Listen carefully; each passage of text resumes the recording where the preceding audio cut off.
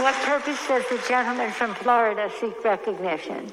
Madam Speaker, I rise to claim time in support of the objection. The gentleman is recognized for 5 minutes without objection. Madam Speaker, one of the first things we did when the House convened today was to join together to extend our grace and our kindness and our concern for a colleague who has experienced just an insurmountable amount of grief with his family. And I want all of our fellow Americans watching to know that we did that because we care about each other and we don't want bad things to happen to each other. And our heart hurts when they're due. Now, I'm sure there are plenty of folks over there who don't like me too much, and there are a few of you that I don't care for too much. But if anybody had been hurt today, it would have been even more of a catastrophe than we already saw. And I think that's an important point for the country. Another important point for the country is that this morning, President Trump explicitly called for demonstrations and protests to be peaceful.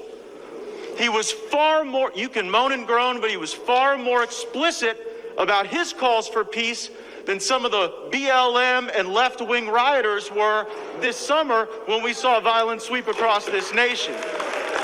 Now, we came here today to debate, to follow regular order, to offer an objection, to follow a process that is expressly contemplated in our Constitution.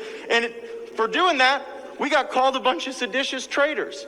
Now, not since 1985 has a Republican president been sworn in, absent some Democrat effort, to object to the electors. But when we do it, it is the new violation of all norms. And when those things are said, people get angry.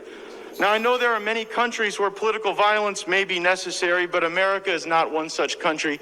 Madam Speaker, it was wrong when people vandalized and defaced your home. It was wrong when thugs went to Senator Hawley's home.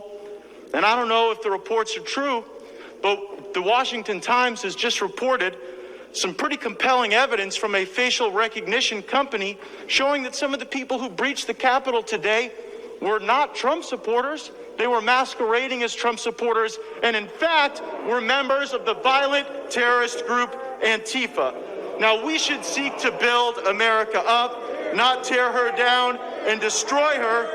And I am sure glad that at least for one day, I didn't hear my Democrat colleagues calling to defund the police.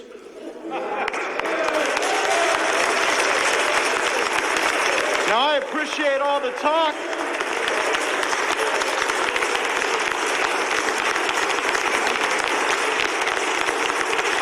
Now, I appreciate all the talk of coming together, but let us not pretend that our colleagues on the left have been free of some anti-democratic impulses just because we signed on to legal briefs and asked courts to resolve disputes.